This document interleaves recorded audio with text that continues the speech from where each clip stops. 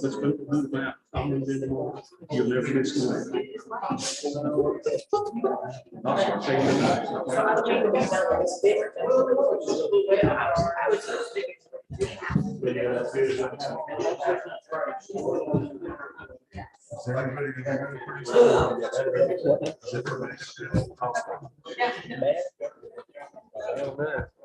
We'll see.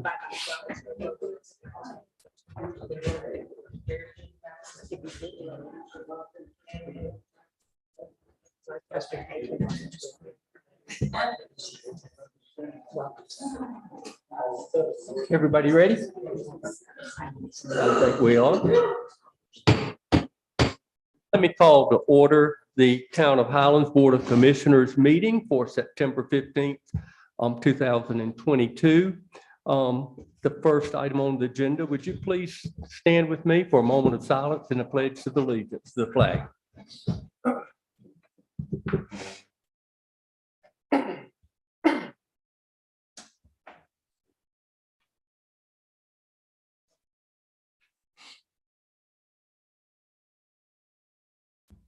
Thank you. I pledge allegiance to the flag of the United States of America and to the republic for which it stands, one nation, under God, indivisible, with liberty and justice for all. Thank you.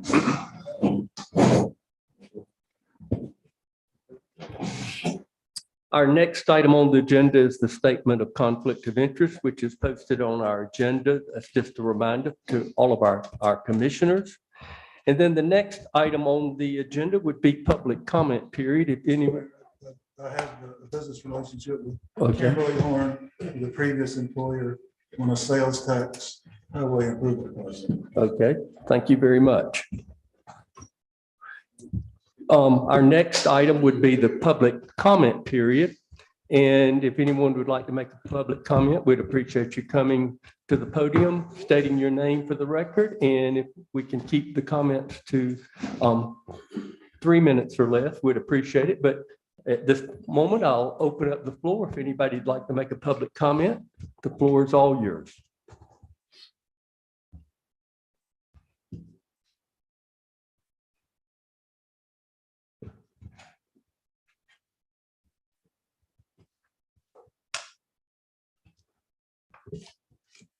Seems like we have no one who would like to make a public comment tonight. So we will move on to the next item on the agenda, and that is to review and approve the agenda. Do we have any questions, changes to the proposed agenda?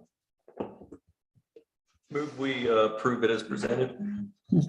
Second. All in favor, please raise your hand and signify by saying aye. Thank you. We have an agenda. Our next item would be the approval of the August 18th regular meeting minutes. Do we have any changes, corrections, or additions to those minutes? I move to be approved. Second. All in favor, please raise your hand and indicate by saying aye. Thank you very much. And then we have the approval of the August 25th special meeting minutes. Do we have any corrections, additions to those minutes? Move to be approved. Second. Okay, all in favor, please raise your hand and indicate by saying aye. Thank you. All right. The next item will be the report, starting with the mayor's report. So let me, I've got, a number of items that I would like to go over.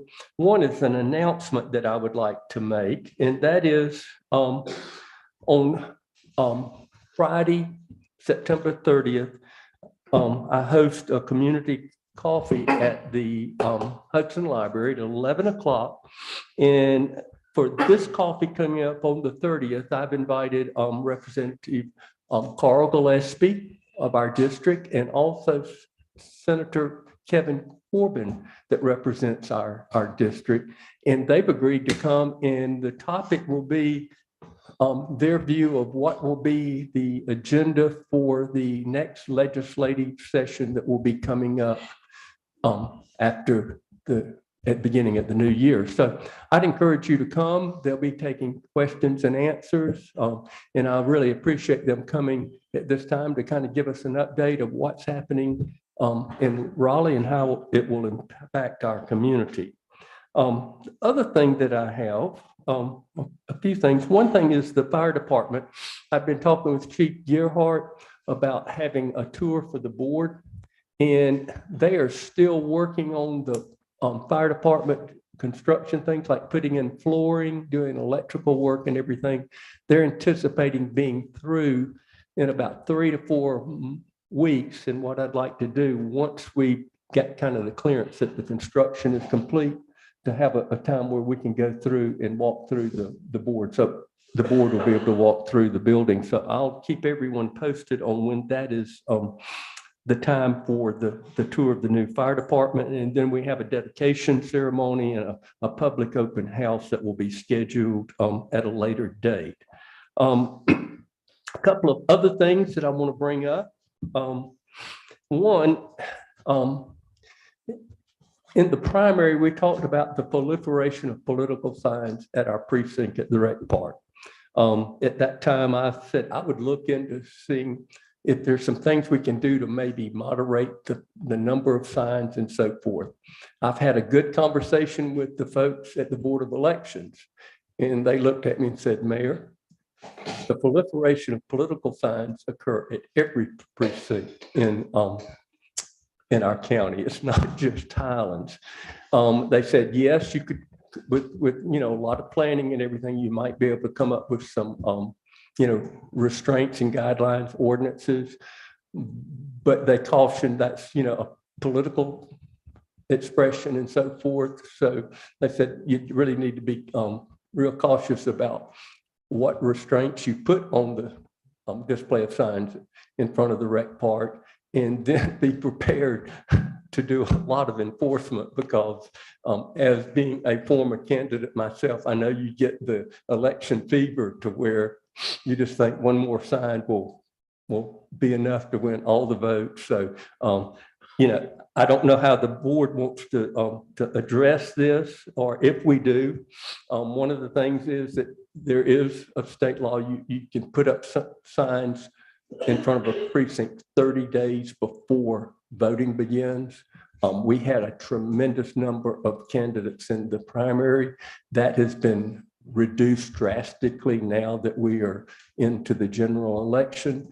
So, my proposal, if we want to keep looking at this issue, we can, but for now, I don't see that it will be a tremendous problem going into this election. So I just wanted to, do an update on that.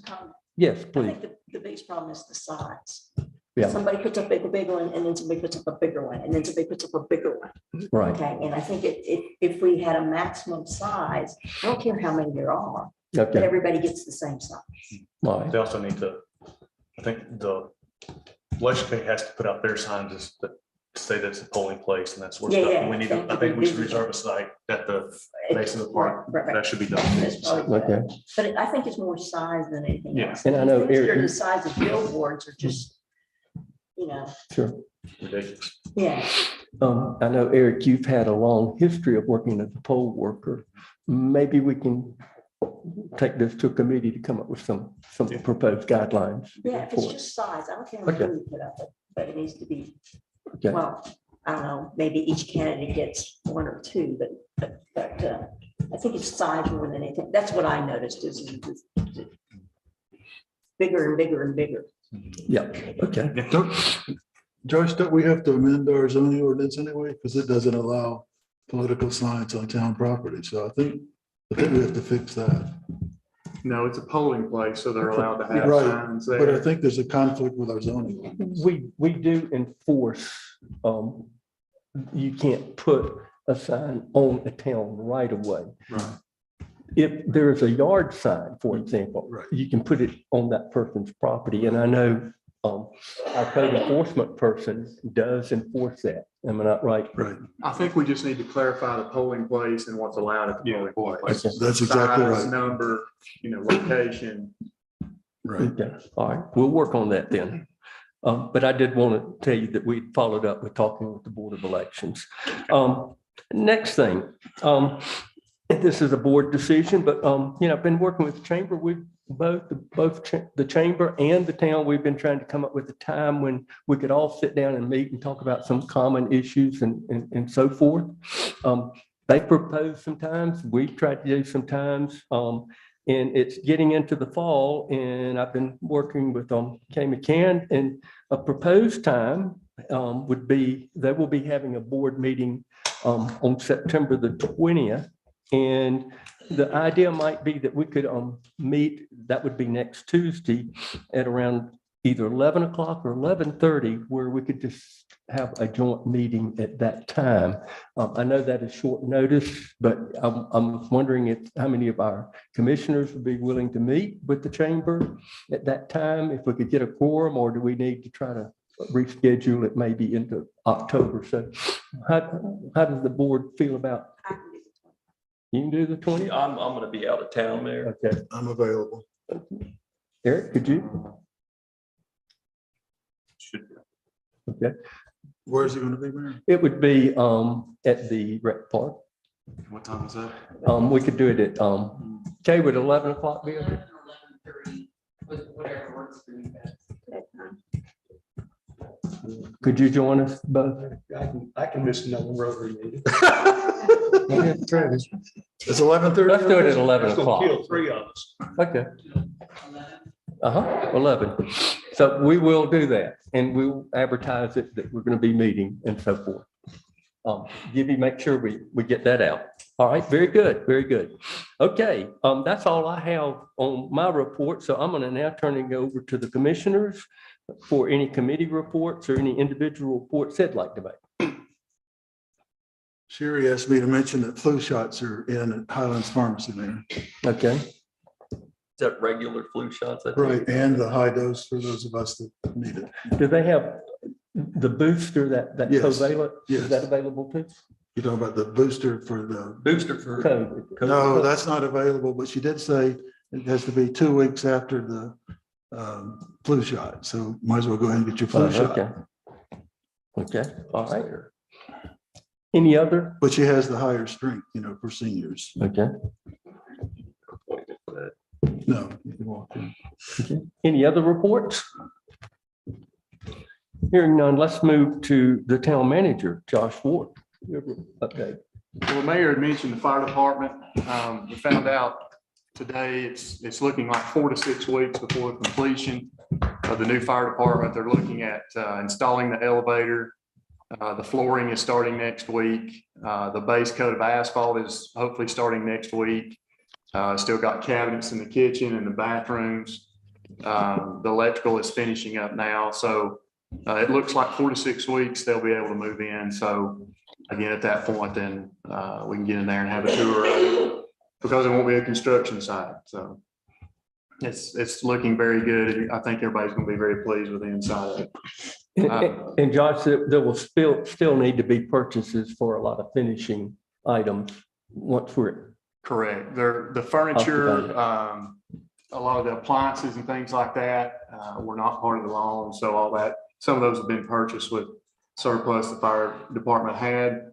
Others, they're still getting quotes on, like workout equipment, some packages from some furniture companies and things like that to provide the bedding needed in the bunk rooms, and couches, chairs and things in the rec room, and some other. But all the like safety equipment for cleaning the turnout gear and all that. Yes, that was the part of extractor, that part of washer, dryer, air compressors. There's a lot of things that have to be purchased. So a lot of that's been ordered. Chief has ordered a lot of that. Okay. But there's still a lot more to come. So as far as being fully outfitted, it'll be a while. Okay. So also, I will mention that we had some complaints over the weekend of noise at one of the local restaurants. It's just outside on a corridor. It was evidently a party going on till after 11. We've had some complaints. This is something that the land use committee is going to have to meet, fairly soon and look at. I think our decibel levels are probably too high. And also those areas out surrounded by residential need to really be looked at as far as reducing those decibel levels. And maybe knocking out some amplified sound. We don't know, but I think the land use committee needs to be looking at that pretty soon. So hopefully we'll pull that together. And that's just one of many discussions that the land use committee needs to have on several subjects. Okay, all right. Anything else? Okay, What, go ahead. Josh, I'm meeting with the county and the town of Franklin. Yes, so there'll be a joint meeting. I know some of you cannot be there. They tried to pull the town of Franklin. They decided to sponsor the event at Franklin Town Hall. That is on Thursday, September 27th or 22nd at 6 o'clock, again at Franklin Town Hall. That will be with the county commissioners and the town hall of Franklin. Okay, thank you. What was the date? 22nd, What time is? 6 o'clock. 6 o'clock. All right. Okay, next on the agenda is the consent agenda. Do we have any questions concerning items that were sent in the packet on the consent agenda? Actually, I do have two separate things. Okay, Leslie Kay's here, so she can answer my questions.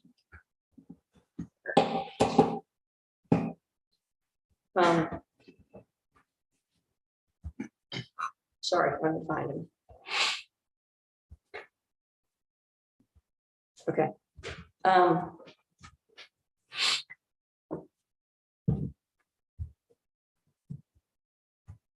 Sorry.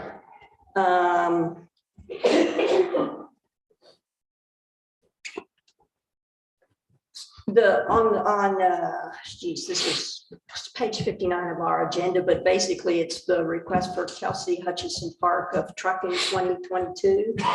One of the things is it says the closing of Main Street between 4th and 5th. Oh, wait a minute. Yeah, from 11 p.m. Friday, November 11th. This sounds like food and wine, which we have nothing to do with. Oh, is that right? it'd be Steve Steve. Mater. Okay, who's food and wine? Steve. Oh, somebody. Whoever's food and wine is fine with me. Yeah, what we're gonna do is instead of taking the park, the entire week, as was anticipated, we're gonna carve it down to just that one day. We will set up Thursday afternoon and be through Friday afternoon. We're not going to put up a tent. Okay. Let me go back to the Kelsey Hutchison because that's what you're talking about. That's correct. Okay, this says Thursday, November 10th at 6 a.m. Okay, 6 a.m. to Friday at 12 midnight. okay. Is that right? That's So you're closing it the whole day or those 2 days. no, 36 hours or something. Those 2 days, one to set up and so on, and then the event will be over 4, 5 o'clock in the afternoon and break it down. Okay, and so the Main Street one, Main Street is as last year. which was 11 o'clock at night till 6 o'clock the next night.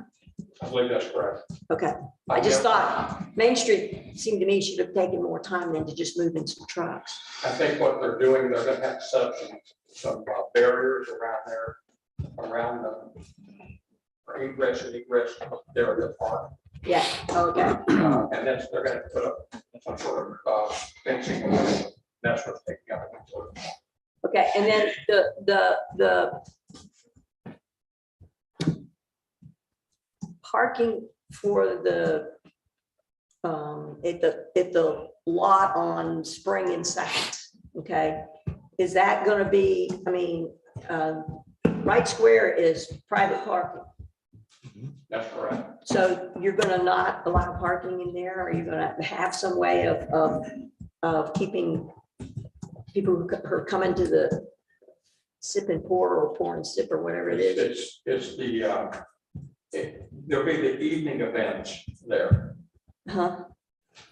And it'll be, it's the evening events on Thursday, Friday, and then Sunday afternoon.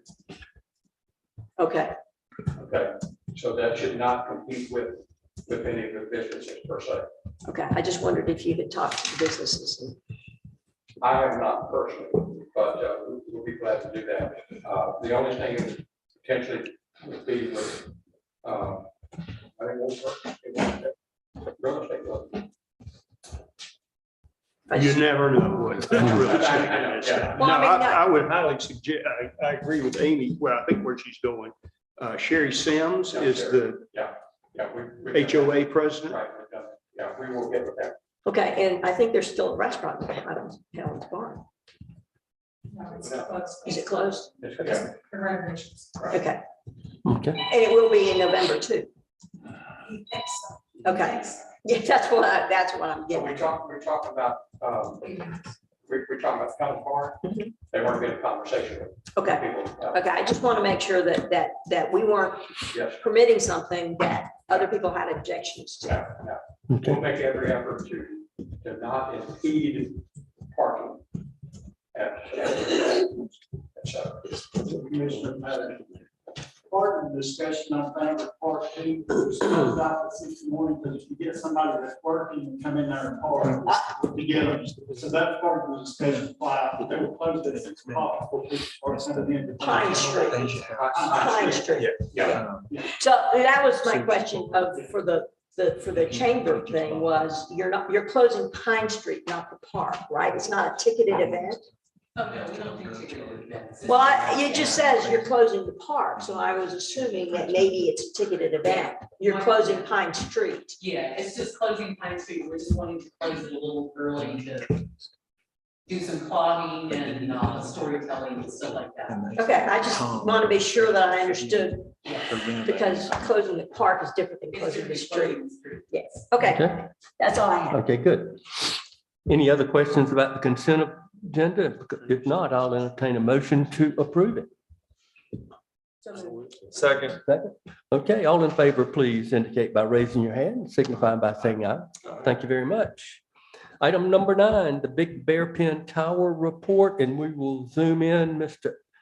Avery Fan from Kimberly Horn. Matt? There's Avery.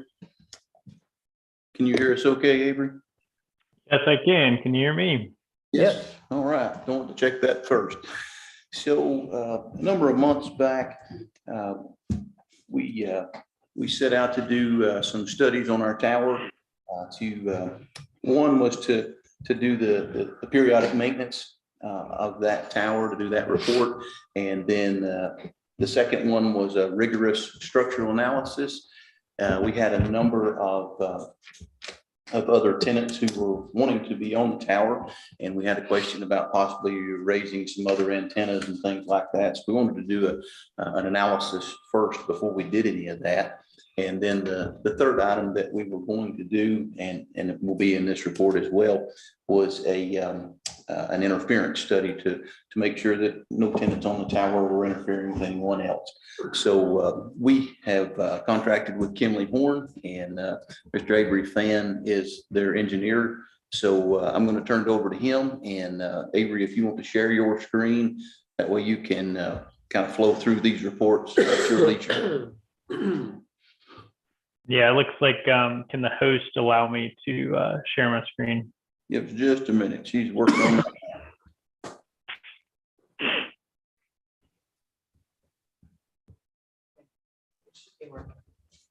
Okay, you should have it now. All right. You all able to see that? Screen, so I'm going to move out of the way. All right. Well, good evening. Thank you for allowing me to spend some time with you this evening.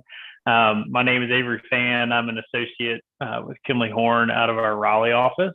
Been working in the telecom space since about 2008. So seen lots of different towers around the country, but definitely worked on some sites in the mountains of North Carolina and near you all, so very familiar with the area. For this specific site, we started off with visiting the site to do a physical climb. Just take a look at the condition of the tower. And overall, the tower is in great condition for a tower of its age. We did prepare a report to compile some of the repair items that we'd like to see in order to kind of bring this thing fully into compliance. This report identifies those areas of concern and what we would like to see in order to repair those things. But overall, generally things that we would expect to see for a structure of this age. So we've put that together, and we moved into the structural analysis phase for the existing equipment on the tower, as well as some of the relocated equipment for the town and co-location of new Yagis lower on the structure. So basically, after we went through the structural analysis based on the loading we observed during our physical climb, we found that the tower was structurally sufficient. You've even got a little bit of reserved capacity to do a little bit of movement around on the structure or add some additional equipment in the future. I will add that as the state of North Carolina moves into the next code cycle, I think it'll be 2024, that will allow us to take advantage of the next version of the TIA standard, which is the standard that governs telecommunication structures. And that will also end up helping this structure just with some newer approaches and some new site-specific wind information. You're going to get a little additional future capacity in this structure as well. So I think there's also an amateur radio equipment that'll be put in around 50 feet. We took a look at that earlier today and found that that was also going to be just fine in terms of the structural capacity of the structure. The last phase that we moved into was taking a look at the equipment that's on the structure from an intermodulation study. So basically making sure that there's nothing on paper that suggests that we've got some bleed over or equipment that may be interfering with one another. You do have quite a bit of congestion on the tower. There is some of this equipment that is not currently active, which may be removed in the future, which may just help kind of clean things up. So based on the intermodulation study that was completed, there was no interference that was observed from a desktop perspective. So basically, you've got a tower that needs a little bit of repair work just from some wear and tear over the years. Structurally, it's fine. And on paper, the interferences do not seem to be occurring. So that's kind of where we are today. I'm happy to answer any questions you all have about the process or kind of future plans, that kind of thing. I'd like to ask a question. Go ahead. Do we have room for another cell provider? So as it sits right now, it would be quite congested to add another provider. I do think that there is some opportunity if we got rid of some of this equipment that's not active. But given RF propagation, we may actually see a tenant want to be higher up here so that they can just reach a little bit more coverage. So this tower has already been extended one time. I think based on the results, the foundation is currently okay. It's at 80%, so we could take a little additional load.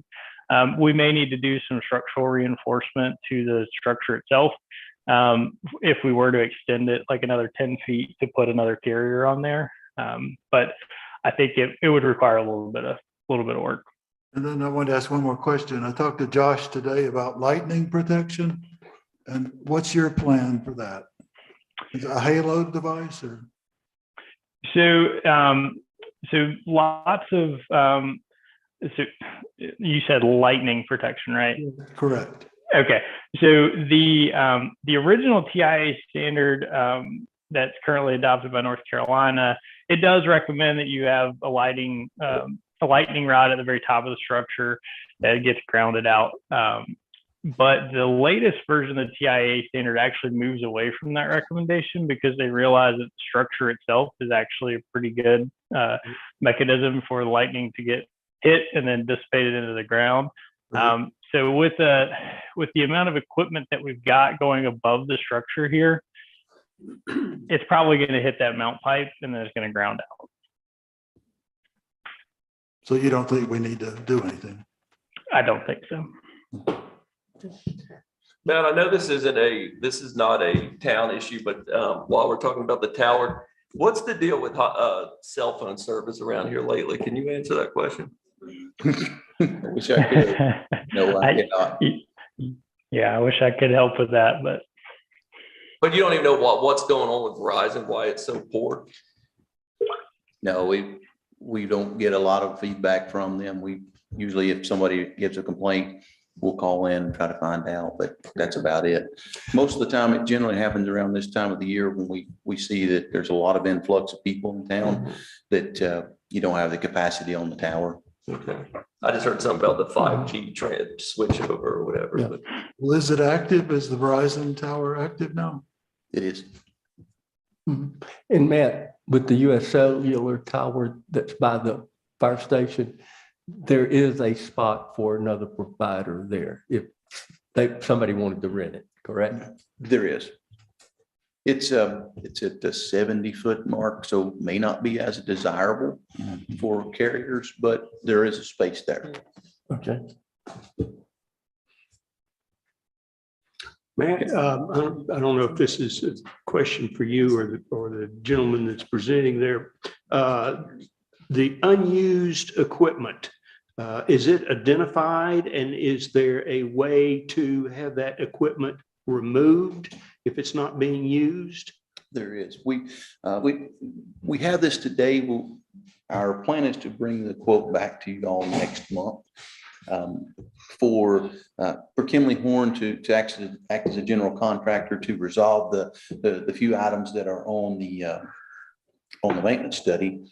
And also there's a second option of that for them to decommission any unused equipment and remove it off the tower. It was like about $2,000 more for them to just go through and take off any unused equipment that's on the tower. So our plan is, we wanted to give the report tonight just so that everybody could kind of think about it. You all do not have the periodic maintenance report. It had quite a number of photos in it, so it was a little bit large, made the agenda packet a little big, but I'll be getting that out to you also, that you can have your own copy of it as well. So that will give you the ability to look over everything else and know what's going on when we bring the quote back next month. I want to ask one more question of Avery, please. There's been a question about the separation between the FM antenna and the Verizon, but you think it's fine like it is? So based on the frequencies that are currently operating right now, there was nothing that was observed to be of concern. Now, it doesn't mean that there might not be something happening on site. May not even be related to proximity or frequencies. It could be a number of other things if you're seeing some concerns. And so that's one thing that we've discussed with Matt, is having someone come out to do some type of physical assessment of that RF propagation to get a better sense. But as it sits right now from a pure desktop review, it does not appear to be a concern. Could that be addressed, Matt, with this next round of maintenance? Well, that actually wouldn't do that. If we were to go forward from where I'm at, I would like to see some sort of proof first that there really is interference, because now the town spent quite a good chunk of change doing a bunch of reports to find out, and some analysis to find out. Everything we're getting says there should not be any interference on that tower whatsoever. So I feel like at this point, we would say, okay, we need some proof first that there is some interference somewhere, and then we could move forward with the next study, which would bring someone on site to do everything else, checking frequencies and things of that nature, because it's a little more in depth and a little more involved. It would seem to me that if it's money well spent, if we found some maintenance things simple things need to be fixed, that's good. Now, the maintenance items, we'll bring back next month to have Kimley Horn act as the general contractor and get those things cleaned up. Okay. All right. Any other questions? We'll just wait for your presentation for next month then, correct? Yes. Okay. All right. Avery, we appreciate your time tonight. Thank you all. Have a great evening. Thank you, Avery. Okay. So as a next step, we had a number of contracts that were pending upon these studies. One would be the WHLC contract. Mr. Cooper's continued his payments just as if he had a contract with the town right now. So, but that contract is dead. So we need to re-up that contract. We have had Mr. Gabriel de Sablon, he's looked at it. I think Jay's looked at that contract. We've had Mr. Cooper's, he's had some feedback on the contract as well.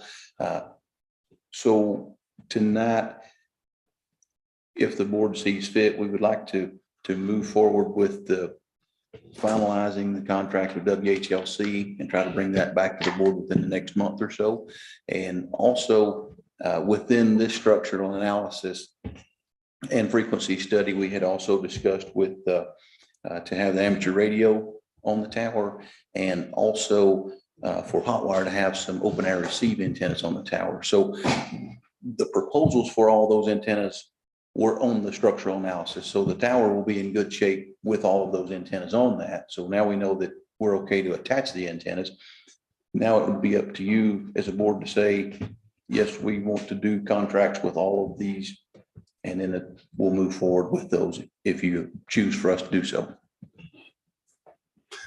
I know we looked at the old contract and then there were questions, and you've been addressing those with these studies. Right. So I think to proceed with a proposed draft contract for next month would be appropriate if I don't hear any objections from the board.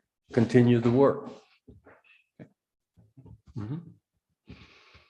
We'll look forward to it. All right. Thank you. Thank you. Okay, our next item will be the Wolf rezoning request, 574 Franklin Road. Mr. Mathis, would you bring the podium back?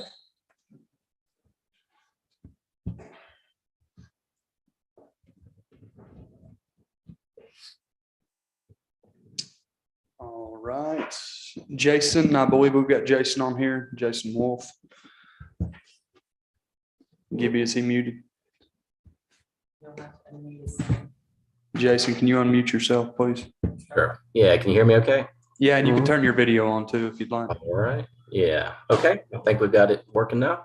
Absolutely. I'll go ahead and read this statement of mine and then I'll let you address any questions, Jason. So on June 17th of 2022, Mr. Wolf submitted a petition for rezoning to the Town of Highlands Planning and Development Office. The subject property is located at 574 Franklin Road. It's zoned R1 residential and is located within the watershed 3 balance of the watershed. On Mr. Wolf's petition, he is requesting a change from R1 to B4 commercial. According to the future land use map, the subject lot and surrounding area are intended to remain low density residential. Therefore, the proposed rezoning is inconsistent with the Town of Highlands community plan. The planning board did review this item or this application on Tuesday, September 6, 2022. And they recommend that the application be denied. Any questions the board has? Jason's on here, and of course, obviously, if you want to proceed, the next step would be to set a public hearing for this, but that is totally up to y'all tonight. Any questions?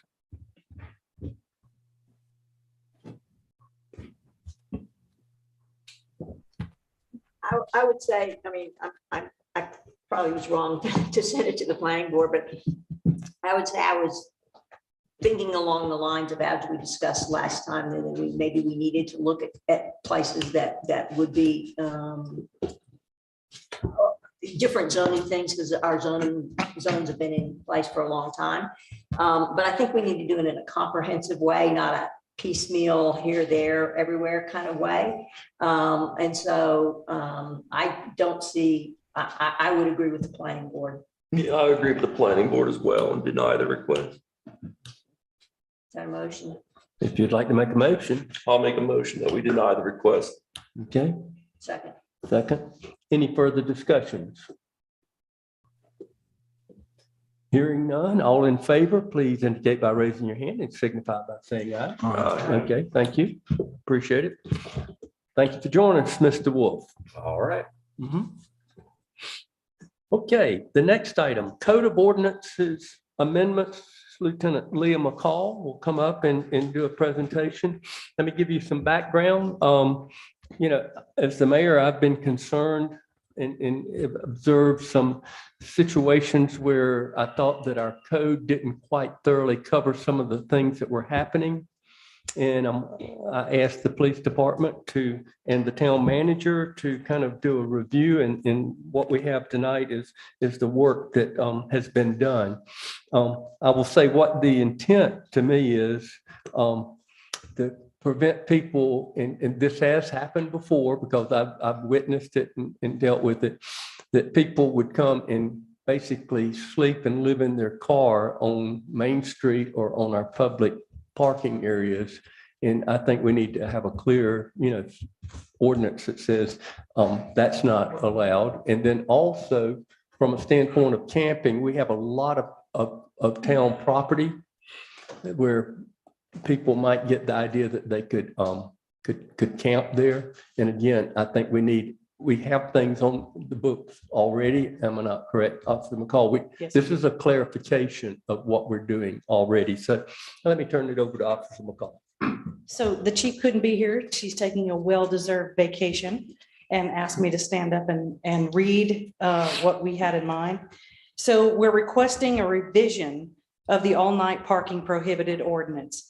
The current ordinance states no person shall park a vehicle between the hours of 1 a.m. and 6 a.m. of any day on the street specified in the traffic schedule maintained in the office of the clerk. However, the existing street schedule does not provide the locations where all-night parking is prohibited. Therefore, we cannot enforce all-night parking when we receive complaints from town officials, businesses, and public members. We have received numerous complaints regarding vehicles that have been left for days or weeks on properties owned by the town and other public parking areas. We understand that motels, hotels, residents, and renters must utilize spaces in the B1 district. Therefore, this revision is not intended to forfeit this understanding. The revision only clarifies the existing ordinance. We are also requesting that the time be changed from 2:30 a.m. to 6 a.m. to increase the parking time for businesses in the B1 district that may have late operating hours. Okay, so that's just the all-night parking prohibited. The camping on town property. Our reasonings for this ordinance concerning camping on town-owned properties because there has been an increase in this type of call.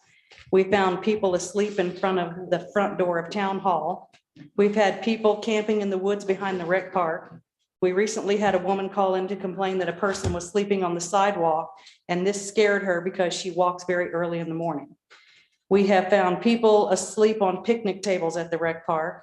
And one man told me that he wanted to dig a hole in the grass at Kelsey Hutchison Park to have a cook fire. He was going to cook for everybody who was around that day. Right. We can only imagine what would happen if a fire started behind the rec park. So finally, we should consider the sanitation and safety aspect of what is happening. If we don't address this now, then campers could place their tents on the sidewalks on Main Street. This means that visitors would have to walk around the parking area to go to stores to shop, and persons in wheelchairs would not be able to maneuver at all. Okay. I might add, I've noticed one time, I think last year, where a van pulled up, obvious people had been sleeping overnight, and then they were taking cooking utensils and washing them out in the fountain that we have there. So those are the kind of things that we are noticing and want to have an ordinance that's pretty clear what the police can do. Yes, sir. Any questions or comments? The only question I have about the parking, obviously there'd be exceptions. Like I just think of something like the motoring festival, obviously. Or then the other thing I thought about is like I know, like some of the tree contractors, like they'll park a crane down behind the rec park, stuff like that. Is that, I mean, that's just all unintended consequences. I don't know if that's, Are you talking about the lot behind the dog park? yes, yeah. There's all kinds of, even Asplin parks there and stuff like that. We're not aiming at that. Yeah, no, I understand that. I just want to be clear that there's, and maybe there's not exceptions to it, and that's fine too. I just. So are we talking about occupancy of the cars? No, I'm talking Or about somebody about- parking a crane behind the rec park. No, I'm talking about in this ordinance. We are not. We're just talking about overnight parking, Correct. empty cars. Because we've had vehicles, even several vehicles parked and left in the main parking lot of the police department, stayed there for weeks. And we had to follow the abandoned vehicle rules in the ordinance instead of being able to do something with this one. And a young man was parking right here a while back where he would be gone for like days. Mhm. And he was just using our parking spaces as just a place to leave his vehicle, and then he'd go work somewhere and then come back and move it. And I've seen that happen right by the ball field also. Yes. And I wanted to be clear, this is not for if you've been to one of the bars and you get drunk and you don't feel like you can drive and you catch a ride home with someone else. We're not going to slap a ticket on a car like that. We would much rather you have a sober driver. And what we've traditionally done anyways is we've located phone numbers for the vehicles that are left and call those people and say, you cannot park there. If they're willing to move it, we're good. If not, we need the teeth. And that's what this does. Okay, I'm just trying to figure out how things like, the apartments in B1, the hotels in B1, all that, who do park overnight, how do they fit into this? Well, that's how they're exempt from that. Where does it say they're exempt? Yeah, it's on there. The new one. Sorry. Yeah. Dang, I checked at 5. Okay, so as long as we're recognizing, that's what I'm saying. Was it occupancy, people sleeping in it, or was it just the car itself? But if there are exempt things, that's fine. Yes. Okay, They are. sorry, Right. missed the. And this doesn't do anything for vehicles that are parked around town specifically on Main Street for advertising purposes and left. We have an ordinance against that, don't we? Yeah, we think we do. I thought we passed that a few years ago. I know what he's talking Did, about. but We have one for vehicles that are for sale. yeah. No, but you remember there was Yes. an issue with a restaurant in town that would park a van on Main Street. You remember that? Yeah. And we've got, And I have had several other vehicles park with advertising signs on Main Street. I've just called them and said, you can't do that. They come and get it. we've got one in Wright Square that, or in front of Wright Square. It's on town property that's been there for at least a week. Okay, It's a big van, you can't miss it. okay. Car cleaning service. Yes, I saw that. I'll hand And it to you. it has not been moved. I haven't seen anybody around it. So 24/7 it's moved been about 24/7. Okay. Yeah. Okay, I've just. And missed I that. just wonder if somewhere in this we should put, because we have on here between 1 and 6. That still doesn't preclude them from showing up at 6:01 in the morning and leaving it there till midnight, certainly for advertising purposes during the daytime. So I wonder if we shouldn't think about that. That would be under signs, wouldn't it? That would be It should under be. another section, but it's Yeah. definitely something to look at. We could do that.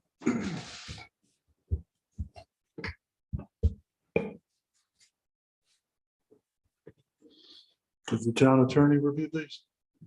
I did. You did not? I did. Did, good. I gave it okay. Thank you.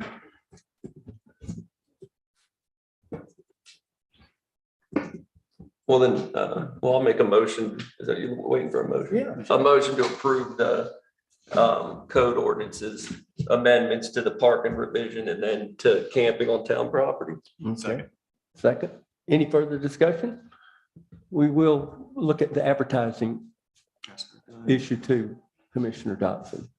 Well, we're restricting other people, such as real estate agents, supposedly Well, from we will- parking on Main We want to be Street. fair and But equitable. we certainly think ought to be fair enough to Okay, hit the ones that are obvious. we'll work on that. All right, we have a motion on the floor. All in favor, please raise your hand. Signify by saying aye. Okay, very good. Thank you. Thank you, Officer McCall. Item number 12, financial matters, budget amendments. Rebecca Schuler.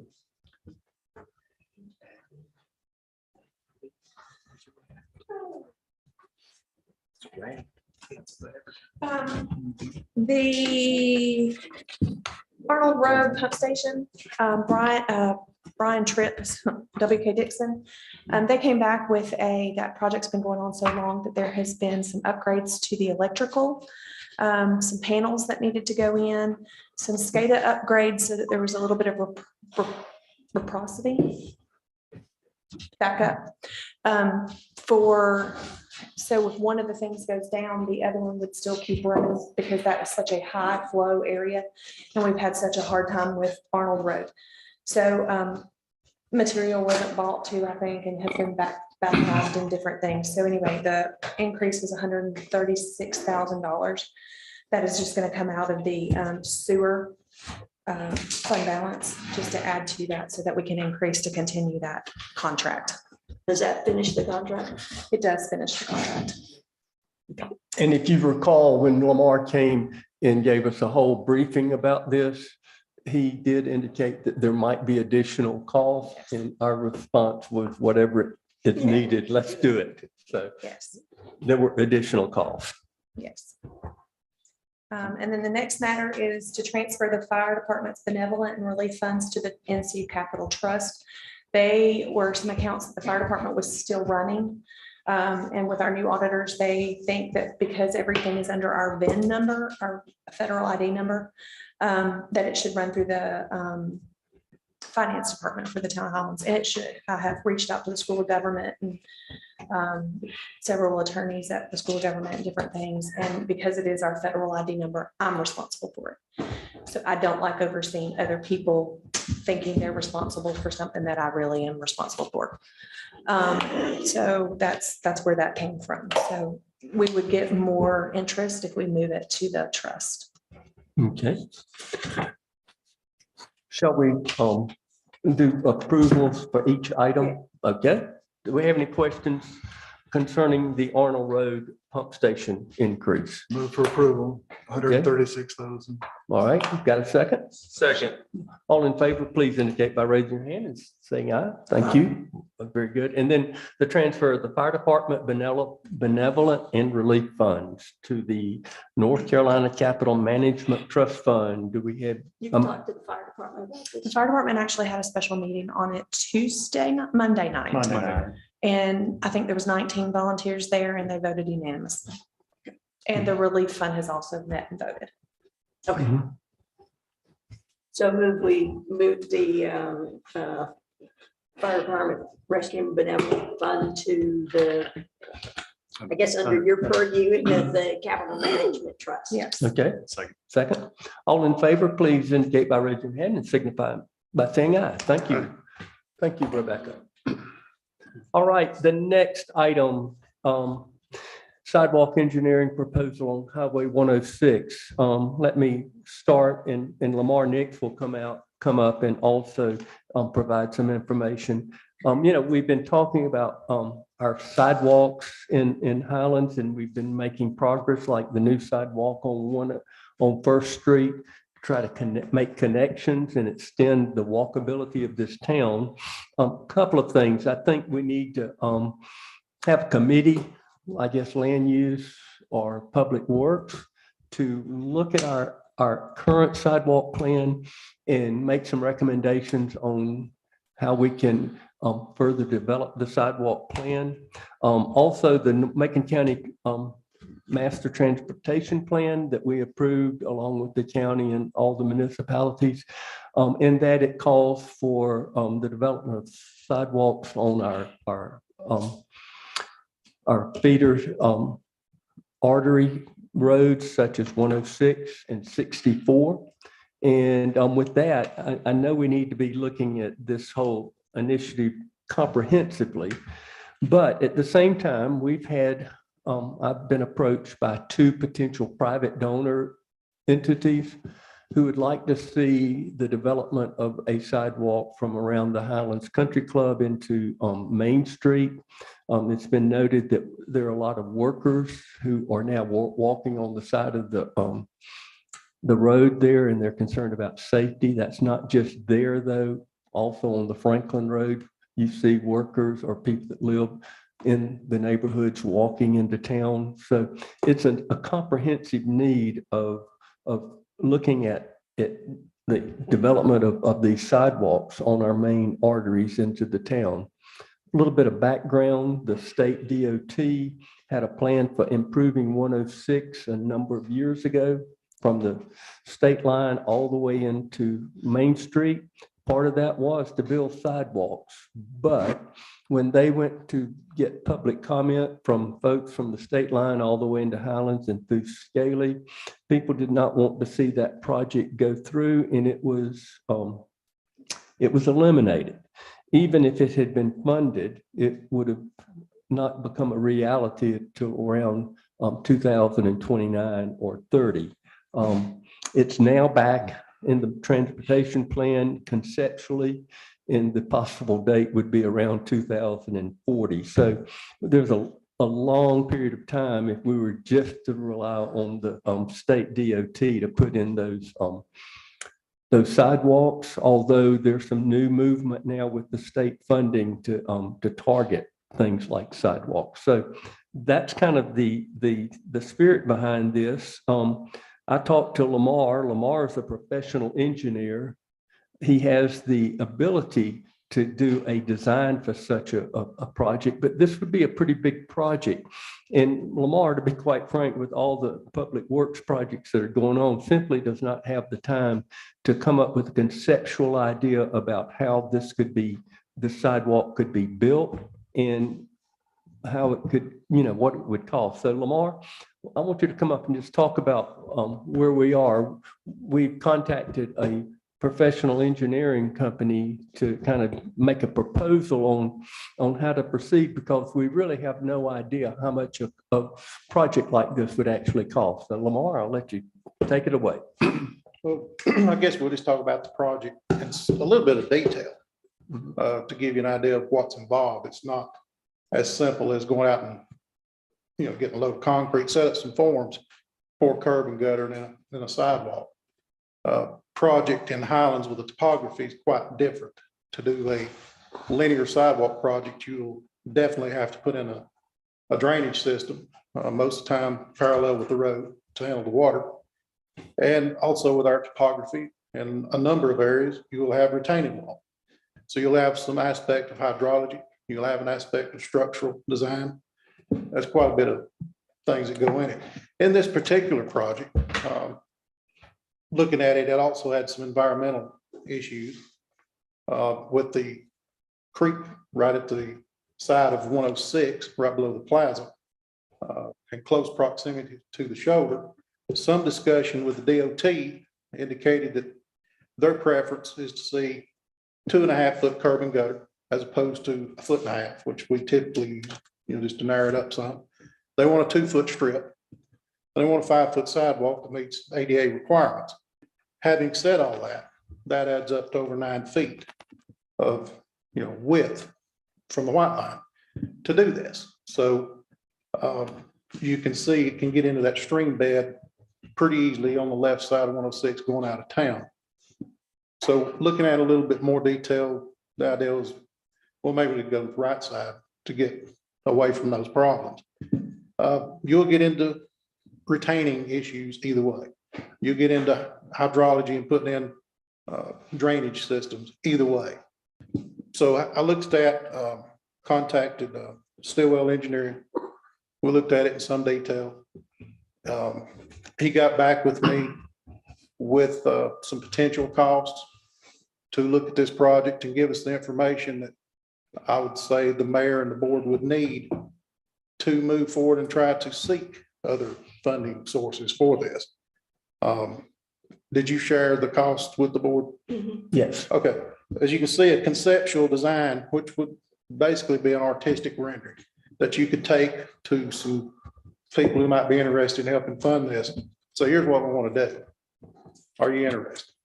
I mean, that's basically what a conceptual design is. It's really nothing more than that.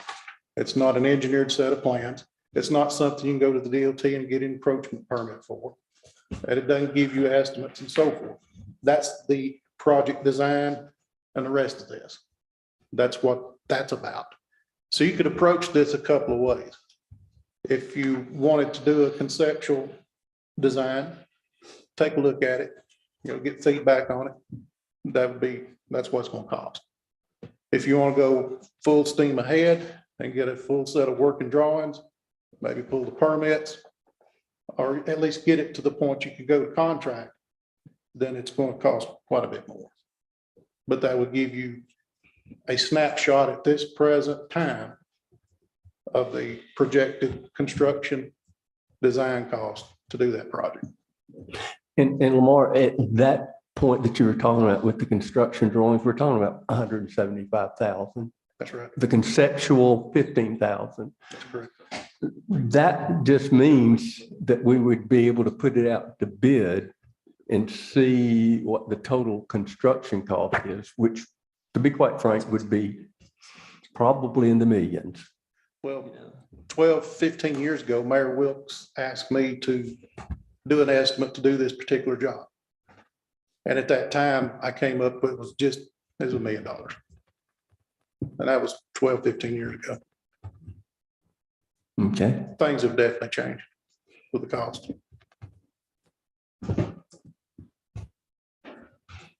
So what are your questions? What's the feeling of the board about? Do we know if we need more easements or do we have enough? But we don't know yet. We think we have enough. All the permits that I've seen and the surveys from various projects over time, Civil Engineering is actually currently working on a couple of projects on the 106 corridor. It appears that there's a 60-foot right of way with DOT.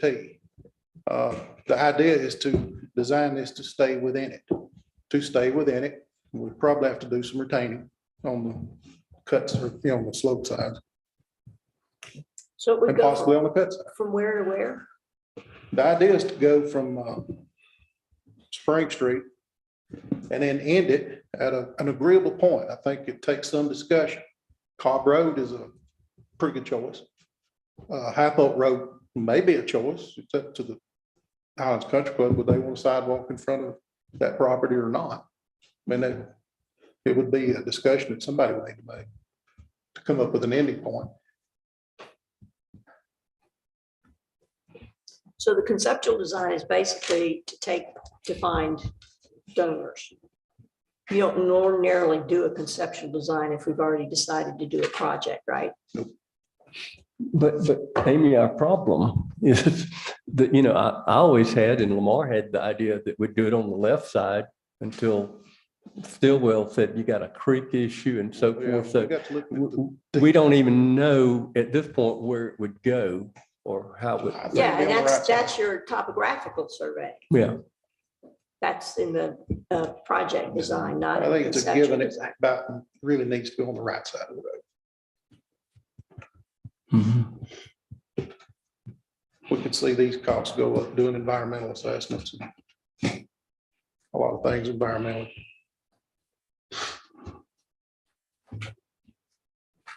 So you're asking for 15,000 for a concept plan? That would be a possibility, yes. And if we approve it, they'd come back with a budget transfer at the next meeting? But the concept plan, that's not telling us right side or left side though, is it? Yes. It would be a conceptual drawing showing it on the right side, Okay. but it's not a detailed drawing. And you couldn't use that to go in, well, it's going to cost 1.82 million. It's not to that level. You're going to see what? Well, it says construction project cost estimate. It's pretty bad. Pretty vague. Okay. I move to approve the concept plan for $15,000. I'll second that. Okay. Any further questions or discussion? Mr. Mayor, I do have a couple of Okay. questions. Lamar, when you say on the right-hand side of the road, you're talking about the right-hand side of the road going towards Dillard or coming towards town? Towards Dillard. It seems to me that the left-hand side of the road, I'm not sure that I would vote for conceptual design on the right-hand side of the road, because the left-hand side of the road is the side of the road that actually needs, and as far as future development is concerned, you've got Mitchell's Motel, you've got the little plaza across from Dusty's. You've got a track there where Calmia Court was, it's going to be developed. All of this on the left-hand side of the road, plus the people that are using it today are using the left-hand side of the road. Let me throw this out there. The left side of the road, as I said, from the plaza all the way down to, let's say, Dusty's, that's an environmental problem with the creek being so close to the shoulder of the road. Once again, left side going towards Dillard, correct? That's correct. Okay. Maybe conceptually show the right side to Dusty's and then have a pedestrian crossing. Otherwise, you're gonna have pedestrian crossings if you put it on the right side. Well, that's what the concept plan is going to look at, all the utility conflicts and what's Either way. I don't want to spend the money to have something, to me, that seems completely illogical to go down the wrong side of the road. I'm all for conceptual design. I think it ought to be on the other side of the road, or we ought to have options in that conceptual design. Or we need to find out how much an environmental problem there is, rather than just saying, oh, we've got an environmental problem, so let's go to the other side of the road. When the other side of the road is virtually, I mean, as far as the future is concerned, the development potential on the right-hand side of the road going towards Dillard is zero. It's all on the left-hand side of the road. Future development, existing development is on the left-hand side of the road. So that's my comment. Okay. Y'all do with it as you please. I see what you're saying, Buzz. I think this is something though that's especially up there from like Larry Rogers towards town. But regardless of what side of the road it's on, where it's needed. I mean, I agree with that. There's just someone's going to get killed on that road. Well, there's Franklin Road too. There's other roads. Yeah. Oh, yeah. Well, I mean, this is a start though. Now we have a motion on the floor. So I'll second the motion. Let's talk about which side a little bit more. Yeah. Okay. Because if I go to Stillwell Engineering and say, I want this, I want to be pretty firm that you want to go on the left side. I'm pretty damn firm. I like the idea of the left side going towards Dillard, but if it's an environmental concern and we can't do it, then I'm all for the other side. Well, I mean, if we got to do what we got to do, I think that's a job for the I would experts agree to with do. that completely. If it's an environmental concern that can't be overcome, and I'm not saying at any cost, but if it's an environmental concern that can't be overcome, then absolutely go to the right because we need it. Right. If it's an environmental concern that just needs to be looked at, we need to look at it rather than spending $15,000 to run down the right-hand side of the road. Let's see how bad this is rather than just saying it's an environmental concern. You know, maybe we can build a retaining wall that's makes it not an environmental concern. You can do anything. You can do anything with money. That's exactly right. We How about a could suspension probably bridge? pipe the damn thing. We got a good Clemson engineer. I be a think we just ought to listen to him. Lamar, do you think that you could go back to the folks and get more information? Yeah, that's why I want us to be firm on what we want. Okay. Would y'all be willing to withdraw on your motion and let us get more information before we make a final commitment? I mean, I'm fine with that, but yeah, I think we need to do something sooner rather than later. We're I firm agree with the with that. left-hand side going towards Dillard. Okay. That's a preferred side. Would you go back and get more information? Yeah, I mean, From when we we're come already back. talking about, should we do something down to Shelby Place, going down 28? This is gonna cure Shelby Place, is probably going down 106, and it'd be a heck of a lot better cure. Right. So yeah, I just want to be firm about it.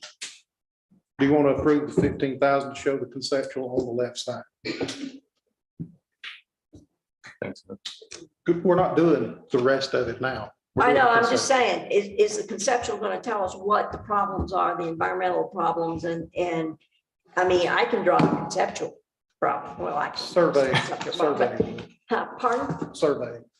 But doing a conceptual, you have to get on the ground and take a lot of measurements. Okay, that's what I was going to say. It'll The open up topographic the can of survey worms seems if to it's me there. to be more reasonable to actually tell us what is there and what our problems are going to be It's a little than a bit, conceptual design. yeah, it's a little bit more than just an artistic rendering, even though that's what you get out of it. There will be some more thought put into that.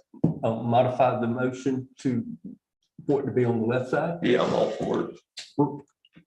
You know, Lamar, you're gonna come back and say it's 3 times more to do this or that, aren't you? You know, the costs are gonna sway depending on what conflicts you find.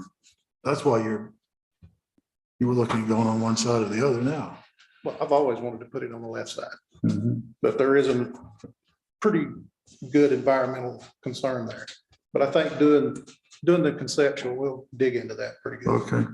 Well, I just want to make sure the conceptual is actually going to give us enough information to make that decision To move forward. cost wise, okay, as opposed to doing the conceptual and the topographic survey. It's not going to be as accurate, no. But it'll give you enough information, I think, to make a determination later down the road, whether you want to spend the rest of that money to go in and do the physical surveys, you know, all the design work that takes place. Okay. Okay. So modify the motion. for it to be The on motion left was just side? for conceptual design. We just Yeah. need to tell them That'd which be side or fine the with other. Okay, It wasn't specified which side. okay. No, it wasn't. So it would be on the left side, the conceptual.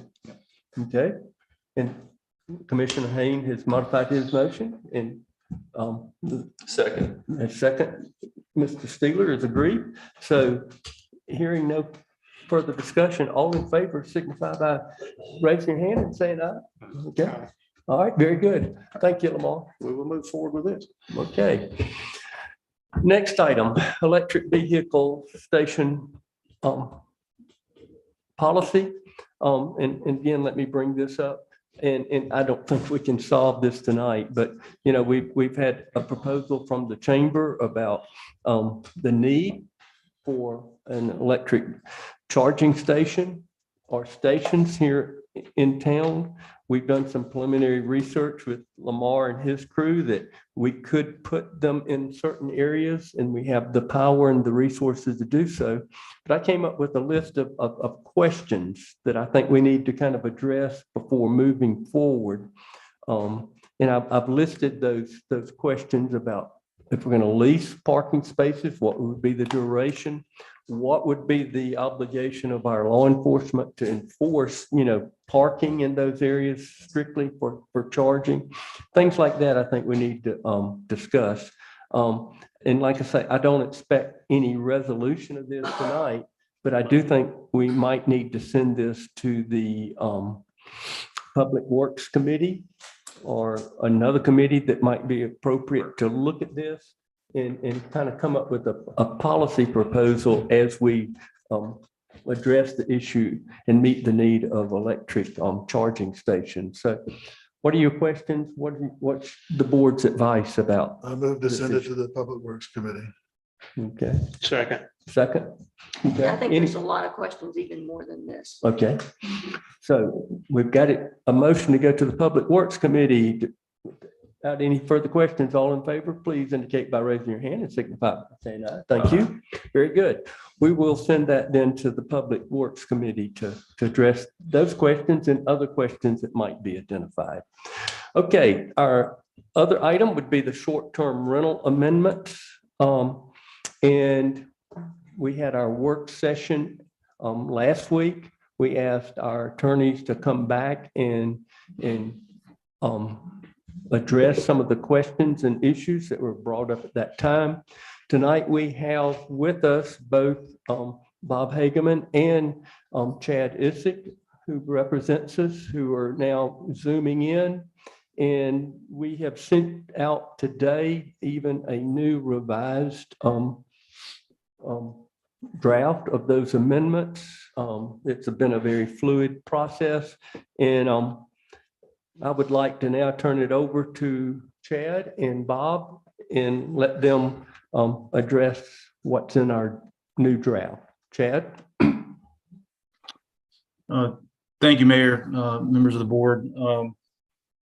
After the last work session, as the mayor noted, we did circulate a revised version earlier this week that incorporated some of the comments that came out of the work session. I think that was in your agenda packet, provided some information regarding, you had asked me to come back with options on how to address things like tourist homes, bed and breakfast inn, bed and breakfast homes, and that was part of the memo that's in the packet and the draft that was circulated earlier this week.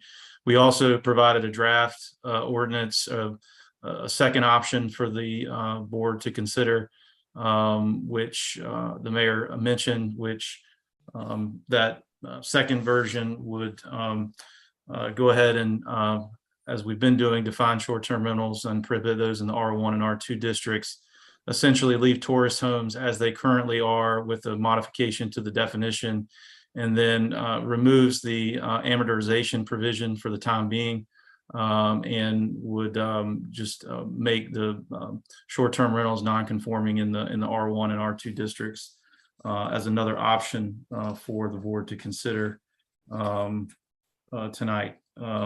So again, you have those. I'm happy to answer any questions or the board may have at this time. Okay. And I see Bob is also Zoomed in, so I'll open it up to the board to ask questions. There is that one big change, and that is the removal of the amortization provision. And as Chad has said, that is for the time being. In other words, that could be revisited and reviewed at a later date. So I'll throw it open to the board to ask questions. Go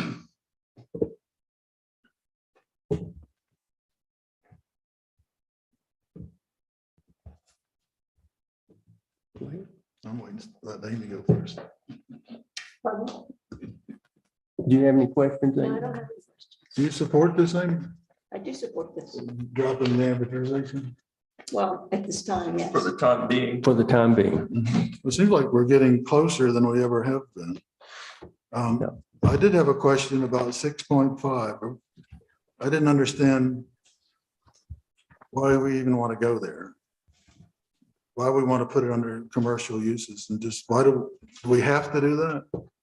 Just seems like it brings in an argument we don't need to have. It is a commercial use. Well, what is the Court of Appeals? That's the whole, do we want to go there or do we want to just ignore it? Well, we either have residential or commercial uses. It is a Right, commercial use. But Bob, do we have to define short-term rentals as commercial? I can, Bob, if you want to respond, I think that, Go ahead, Chad. I think that, you know, under your use table, you have residential uses, or excuse me, you have certain use categories with your household living categories under residential uses, and then you have what's called overnight accommodations, which is in your commercial use category. And I think the way short-term rentals have been defined and included under the definition of lodging uses, that they're more appropriately listed in the table of uses under overnight accommodations, which is in your commercial use category. I had another question. In Wilmington, did y'all have a cap on the number? Wasn't it like 2% or something of the housing stock? So Wilmington had what they call the cap and separation. There was a 400-foot separation between short-term rentals And there was a cap of 2%, I believe, of the number of lots that could have short-term rentals. That was never a practical issue because, in my understanding, once they opened it up for registration, the number of applicants did not come close to approaching the cap. But they did have a cap in their ordinance on the number of properties, number of lots that could host short-term rentals. I just wonder if we shouldn't have a cap on the total number we allow, because the one thing that this doesn't address is the problem of homeowners who are against short-term rentals, but they see their neighbors going to have it, then it hurts the value of their house. So you're not going to ever make everybody happy, but I see that as a continuing problem, the biggest problem. How would you fix that, Bob? Well, I'll defer to Chad on the way the ordinance is drafted, but my understanding is that the proposal before you in the R1 and R2 would prohibit new short-term rentals. Right. They would be a prohibited use, so you're not really dealing with deciding how many more to allow. It would freeze the situation in R1, R2 with those that pre-existed as non-conforming uses. And they could continue to operate given the situation and a future decision on amortization, correct? That's correct. You got the problem of the person that's bought a house, it's under construction, and we're going to tell them, no, you can't do what you planned. It seems like that's a problem. And the problem with the neighbor who's mad because his neighbor's house is worth more than his. Just seems like we had a cap and we set the number and it never went above that would be some opportunity for people to finish what they started. Well, not when we already have in some neighborhoods, 30% of them. I mean, if you set a cap at 2% or 5% or something else, you have to get rid of some of it. Well, what do they, some people say it's 20 now. I don't know what it is. We thought, what, we think 15% is a good number, Josh? Probably. No, to me, that actually makes it worse. Okay, somebody can get to do it, somebody else can't get to do it. Well, that's what we do if we pass this. Only because we're not doing amortization at this point in time. And the amortization, in my view, if it was upheld and was passed, it would be a way of creating, again, a level playing field on property Not values privileged properties. versus the grandfathering, which does create the differential. I like this much better than anything else I've gotten, but as you know, Mayor, I got this at 5 o'clock. We were both standing in the business spot when I got it printed. I would like to have I understand that, but really the only change was the pulling of the amortization, and there've been some minor changes, but we were sending this out all week, a version of this. Oh yeah, there's like one a week, a version a week. I'd like to make a motion. I'd like to make a motion that we approve this draft of the short-term rental regulations as presented, and a consistency. You want to do that separately or at the same time? You can do it at the same time. Same It's time. consistent with our comprehensive plan. Okay. Got a motion? I'll second that. And we have a second. I will open for further discussion before calling a vote. I want to make sure I understand what homestays are no longer being considered. Is that right? Homestay is a tourist home.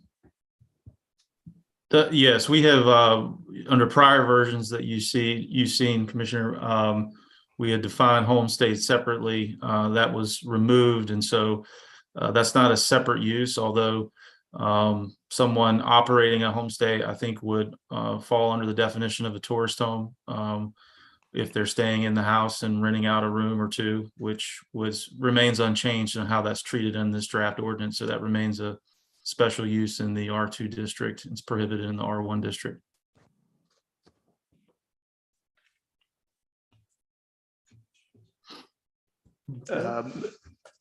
To sum this all up in layman's terms, let me make sure that I understand, and it's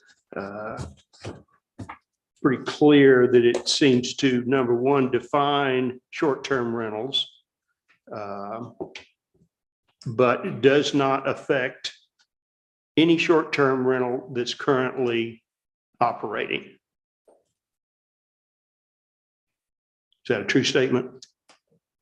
Other than the 16.5.18, which is they have to. Well, certainly certainly The rules, they the have to regulations. keep their mouth shut at 1 o'clock in the morning, pick up the trash and don't park in the street. You don't overdo their occupants, right? That's Yeah, right. yeah, but this just, other than complying with our normal, our existing residential statutes. Yeah, it just codifies it. Exactly. It defines short-term rentals as being part of that and does not affect any existing short-term rental. At this time. But at the same time with that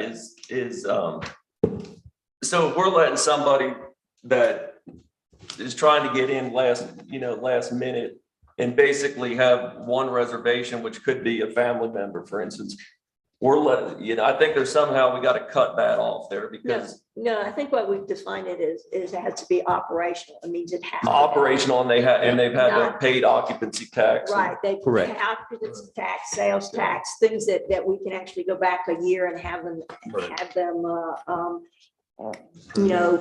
definitively define that they've actually done that. That was in Tuesday's draft, but it's been taken out today. You have to be operating. You can't have something under contract, like Ryan said. You're Right, it has to be operating. Right. Otherwise, somebody could say they had a thing for who knows when. Right. Yeah. I just came to help people, not hurt people, and I don't want to hurt anybody. That's my big thing. Okay. And again, let me emphasize, this addresses the specific issues. The amortization is something that can be reviewed and revisited. Well, the amortization would take place for a couple of years anyway. Yes. Okay. Any other discussion before we call for the vote? I really think it would be a good idea to sit down with the group and go through these standards for short-term rentals, because I think we can make them a little bit better if we all work together. And I think everybody wants to make Highlands a wonderful place to live. That's what we're trying for. Yeah.